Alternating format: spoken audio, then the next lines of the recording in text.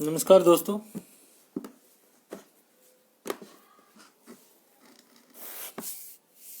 इनकलाब जिंदाबाद। वंदे मातरम।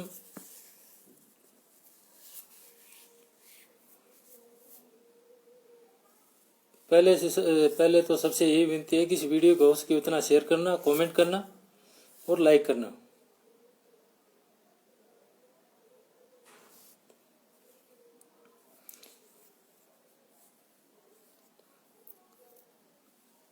अभी जो हमारे देश में जो चल रहा है, नफरत का बीज बोया जा रहा है, इसके लिए हम किसको दोषी ठहराएं? जो हमारे दिमाग और जहन में जो जहर भर रहे हैं उनको, या जो हम खुद गलत रास्ता चुन चुके हैं?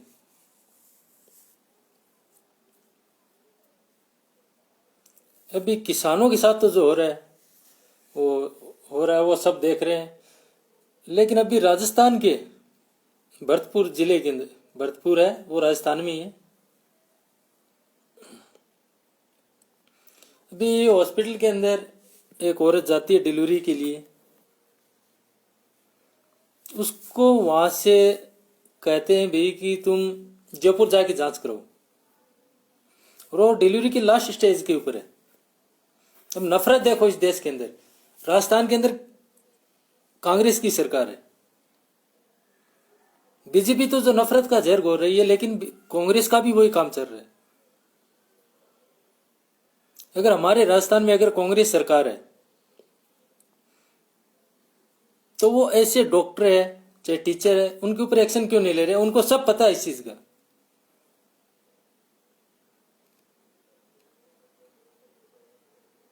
अभी वो बच्चा डिलीवरी के दौरान खत्म हो जाता है, कॉरिडोर के अंदर वो बच्चे को जन्म देती है औरत, और वहीं पर वो बच्चा मर जाता है।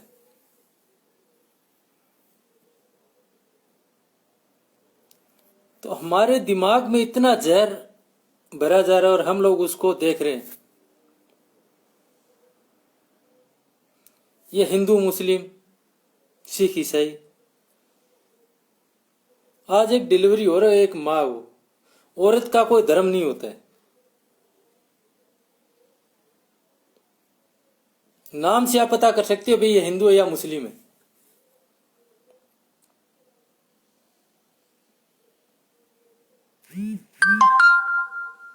कब तक हम लोग खामोश बैठे रहेंगे?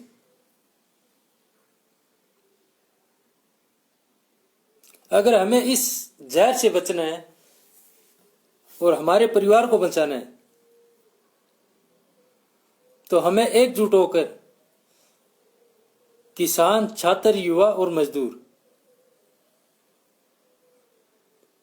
अलग अलग धरने प्रदर्शन करना, अलग अलग ग्रुप बनाना, इसमें हमारा भी नुकसान है, देश का भी नुकसान है।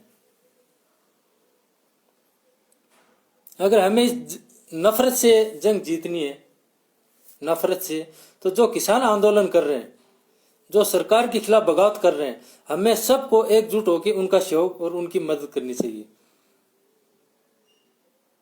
क्योंकि आज वहां पर हजारों की तादाद में किसान इस मातृभूमि को बचाने के लिए शहीद हो रहे हैं, इस भूमि के लिए लड़ रहे हैं वो।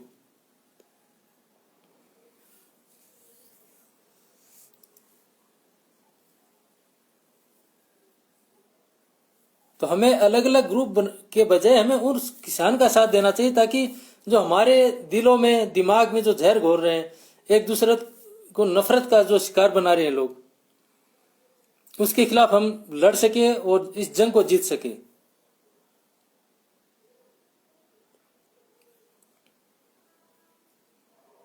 आज भरतपुर के अंदर एक मुस्लिम महिला के साथ ये हादसा हुआ है, कल ये आपके साथ भी हो सकता है।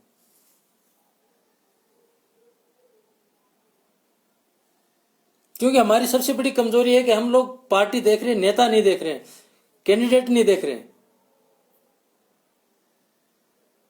और वो थोक के भाव में वहां पर जाके बिक रहे हैं, एक दूसरे सरकार गिरा रहे हैं पैसे की लालच में आकर।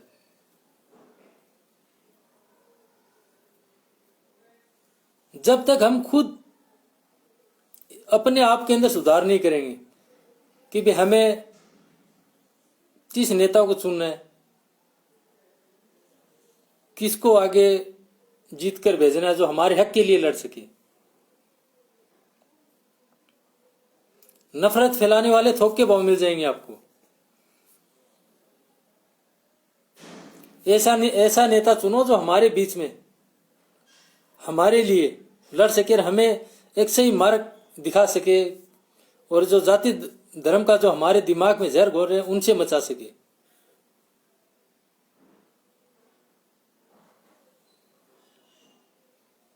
अब ये जो बिकने वाले हैं, आज जो हमारे देश की जो स्थिति है सिर्फ उन लोगों की वजह से है।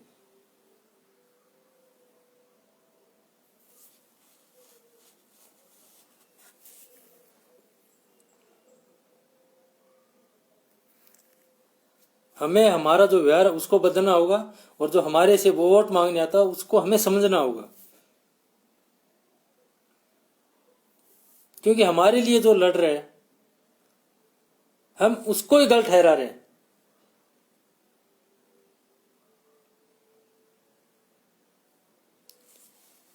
अभी भी हमारी समझ में ये नहीं आ रहा है कि गलत और सही क्या हो रहा है, या जो हो रहा है सही हो रहा है क्या गलत हो रहा है। जो किसान मर रहे हैं उसके अंदर युवा भी है, बुजुर्ग भी है। वो किसके लिए लड़ रहे हैं? वो देश के लिए लड़ रहे हैं, अपने लिए लड़ रहे हैं? वो देश के लिए लड़ रहे हैं, इस मातृभूमि को बचाने के लिए लड़ रहे हैं।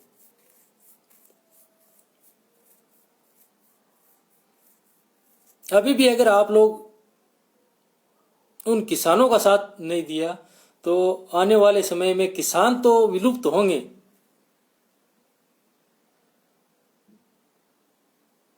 अगर किसान विलुप्त हो गए तो हमारे लिए खाने के लिए जो आज एक कंपनियां अपने मन भाव से हमें लूटेंगे, अनाज है उनके ऊपर भी उनका ही हक होगा। कभी पंजली वाले के नाम से, कभी अंबानी के नाम से, कभी अडानी के नाम से, वो फिर हमें जो भी खाने के लिए देंगे वो उनका अपना राज होगा। इसी तरीके से धीरे धीरे देश को गुलाम बनाया जा रहा है, और हम जितने खामोश रहेंगे उतने ही हम लोग दबते जाएंगे और हम कमजोर होते जाएंगे देश के अंदर।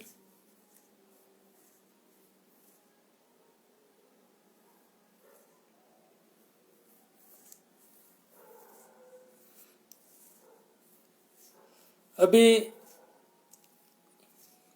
किसानों को भी रोकने के लिए बहुत गहरी साजिश हो रही है। आप ये समझ लीजिए पहले कि भी जो हनुमान बेनीवाल जो बीजेपी की गोद में बैठने वाला, वो किसानों के जो आंदोलन में जा रहा है, तो वो आंदोलन को किस दिशा में ले जा सकता है? आंदोलन को किस दिशा में लेके जा रहा है?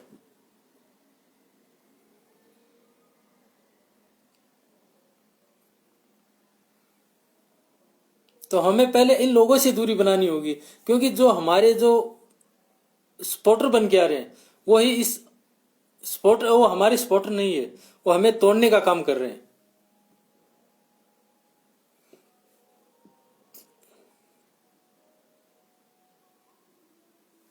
जितनी हमारी खामोशी रहेगी उतने हमारा भविष्य तबाह होगा और हमारे जो बच्चे हैं उनका भविष्य तबाह होगा। जब हम अपना और अपने बच्चों का भविष्य की नहीं सोच सकते तो देश की क्या फिक्र करेंगे? क्योंकि अगर जिन्हें किसानों की फिक्र है उन्हें देश की फिक्र है, और देश की फिक्र उन्हें किसानों की फिक्र है, क्योंकि आज देश जो भी निर्भर है किसान के ऊपर निर्भर है।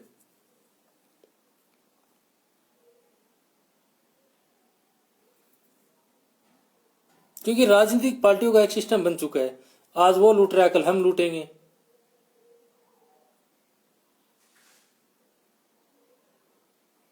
अगर देश की नेताओं की फिक्र होती तो सबसे पहले तो हमारे बीच में जहर नहीं घोलते, हमें आपस में भाईचारे से रहने की एक सलाह देते।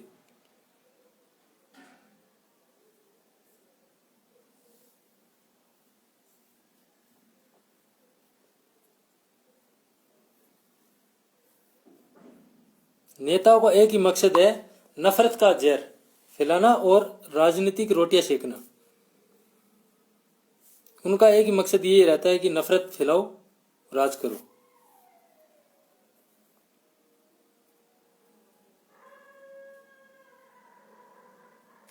हमारे हमारे जो भी आज किचन में हम खाना खा रहे हैं, खाना बन रहा है, वो सब एक किसान की बदौलत है। और आज वो ही कमजोर हो जाएगा तो हमें खाने के लिए अनाज कहां से मिलेगा? कहां से हमारे जो किचन में जो सामान आ रहा है वो कहां से आएगा?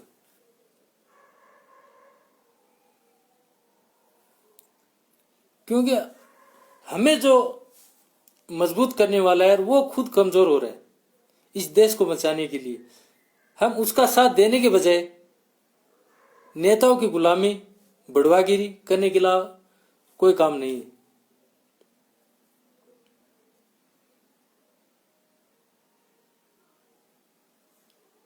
कम से कम जो हमारे लिए लड़ रहा है उसको मजबूत करो आगे आकर। जो हमारे हक के लिए लड़ रहा है, हमारे फायदे के लिए लड़ रहा है, हमारे बच्चों के लिए लड़ रहा है। आज जो किसान की जमीन है, अगर आज हम किसान के साथ नहीं खड़े हुए तो आने वाले समय में उस जमीन का मालिकाना जो नेताओं के जो मित्र है, अंबानी और अडानी, जो भारतीय रेल हुआ करती थी, आज उसके ऊपर अडानी रेल लिखा हुआ है। तो वैसे किसानों की जो प्रॉपर्टी उसके ऊपर नाम इन्हीं लोगों का लिखा जाएगा।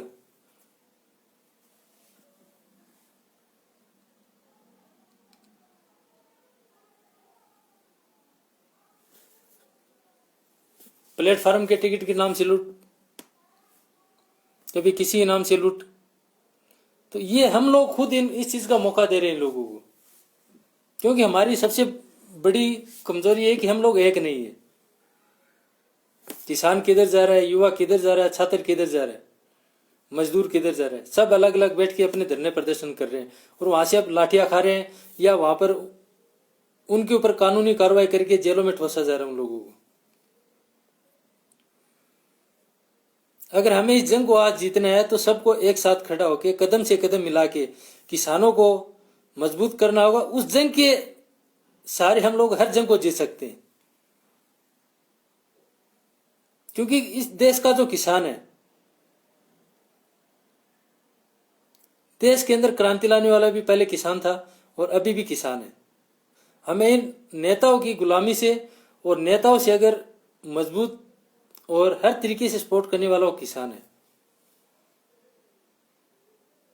क्योंकि बॉर्डर के ऊपर जो जवान है, जिनकी बदौलत हम इस देश में सुकून से रह रहे हैं, वो एक किसान के बदौलत है। और इस देश के अंदर सुकून से हम लोग 2 वक्त की खाना खा रहे हैं, रोटी खा रहे हैं, तो वो किसान की बदौलत है।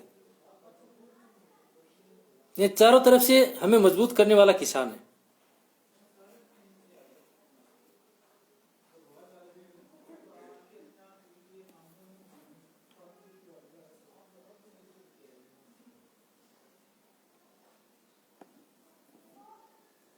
तो अभी हमें इन नेताओं की चाल को समझकर जो नफरत का बीज हमारे बीच में बो रहे हैं उसको खत्म करना होगा। एक दूसरे को भाईचारे के साथ मजबूत करना होगा।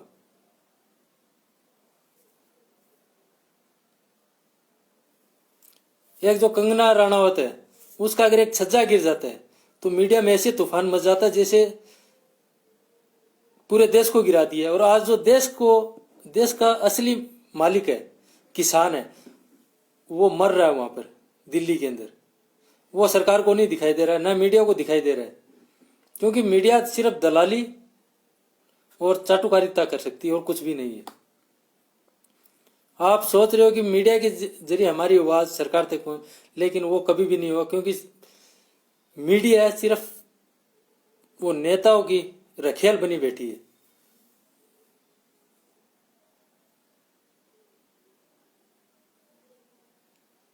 किसी भी जो पत्रकार है, मेन पत्रकार है, देश के अंदर बड़े बड़े पत्रकार है, अभी तक किसी ने किसान आंदोलन के बीच में जाके किसानों से कुछ भी उनकी मदद के लिए या उनके वाद को मजबूत करने के लिए आगे नहीं है। क्योंकि उनको फुर्सत ही नहीं है नेताओं की दलाली से। तो वो कहां से किसानों की बात उठाएंगे, कहाँ से किसानों की आवाज को मजबूत करेंगे।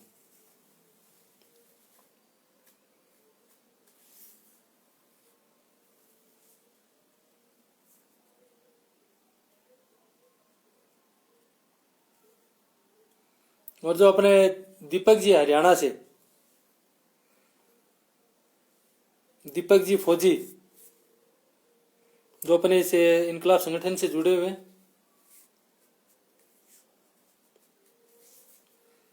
तो अभी उनको जेल में डाल दिया उठा के। तो सब भाई उसके लिए भी आवाज उठाइए ताकि वो भाई को बाहर किया जाए, क्योंकि उसने जो न दबने का सांस लिया न डरा, क्योंकि वो एक रिटायरमेंट आर्मी से, आर्मी का नौजवान था। वो रोहतक के अंदर उसको दिल्ली में घुसने नहीं दिया, तो वो रोहतक के अंदर धरने पर बैठा था।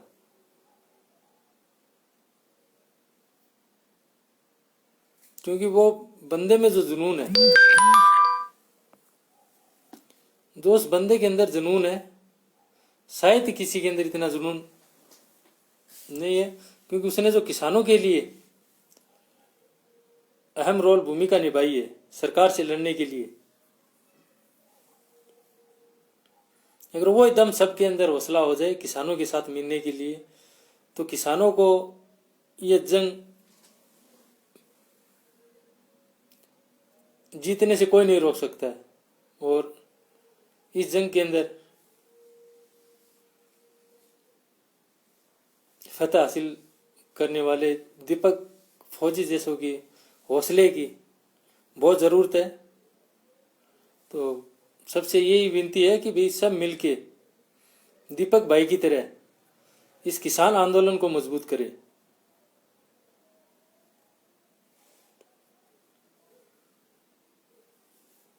क्योंकि अपने बहुत से मित्र हैं जो अभी राजनीतिक पार्टियों का दामन छोड़ के इस संगठन की तरफ आ रहे हैं और बहुत ही इसको ताकत से मजबूत कर रहे हैं। जो भी हमारे खिलाफ नफरत का जहर फैलाने वाले हैं, हमें जो जाति धर्म के नाम से लड़ाने वाले हैं, उनके खिलाफ इस जंग को लड़ सके।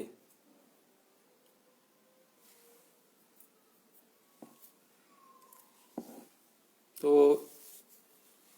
अभी आप सबसे ये विनती है कि सरकार के खिलाफ जो भी किसानों ने आंदोलन कर रखा है उसके अंदर सब जुड़ के और आवाज़ उठाइए और सरकार को किसानों के आगे झुकने के लिए मजबूर करना इस देशवासियों का काम। क्योंकि हम जिसको बनाना जानते हैं तो उसको उखाड़ना भी हमें आना चाहिए।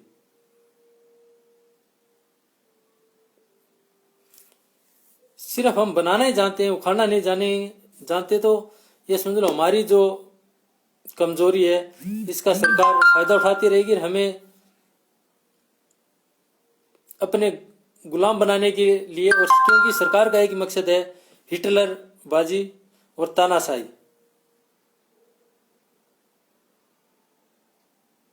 यही सरकार का काम है कि हिटलर बन के रहो और जनता के ऊपर तानाशाही से उसको दबाते रहो और एक दूसरे इंसान के खिलाफ नफरत का और धर्म के नाम से जहर फैलाना इनका एक बहुत बड़ी चाल हो चुकी है नेताओं की।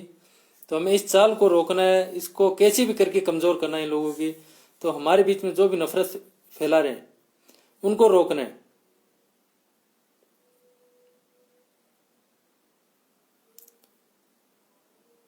और जब तक हम एक नहीं होंगे, मजबूती से एक दूसरे का सहयोग नहीं करेंगे, तो इस जंग को न किसान जीत सकते हैं, न युवा जीत सकते हैं और न ही छात्र जीत सकते हैं। क्योंकि जब तक ये तीन शक्ति एक नहीं होंगी, जब तक हर शक्ति कमजोर होती रहेगी।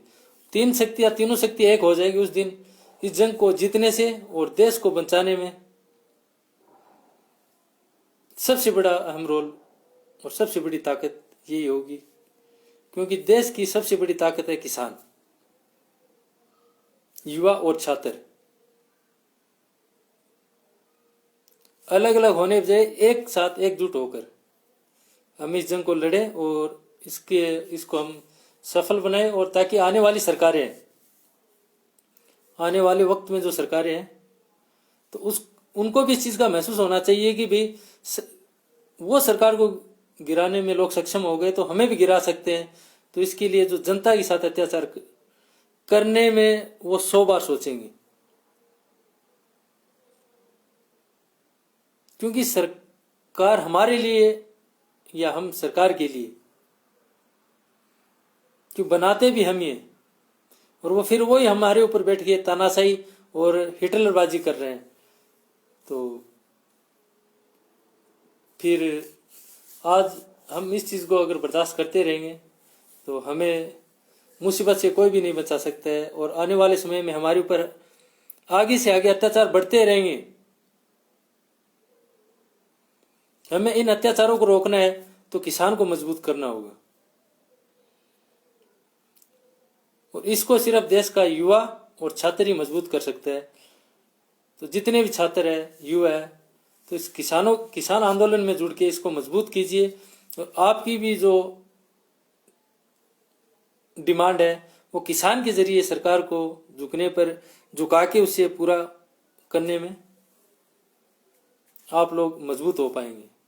अकेले कोई भी जंग नहीं जीत सकते सरकार से, क्योंकि आज किसान लड़ रहा है, कल युवा लड़ेगा, परसों छात्र लड़ेगा। तो ऐसे लड़ते रहेंगे तो सरकार उनके ऊपर जुल्म ढाती रहेगी और उनको केस मुकदमों में उलझाती रहेगी, उनको कोर्ट कचहरी में फंसा के छोड़ देगी, ताकि आने वाले समय में कोई आंदोलन करने की किसी ताकत ना हो, और अपना हक मांगने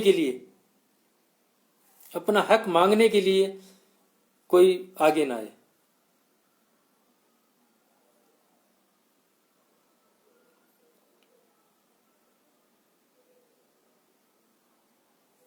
तो अभी ये आपको करना है कि भी जो नेताओं के रखेल बने बैठे हैं उनके साथ जाना है, या फिर जो देश को बचाने के लिए, हमें बचाने के लिए जो लड़ रहे हैं उधर जाना है, क्योंकि हमारे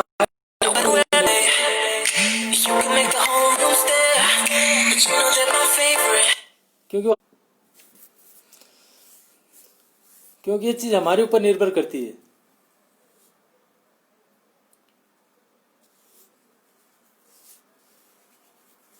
इनकलाब जिंदाबाद। जय हिंद, जय भारत, जय जवान, जय किसान।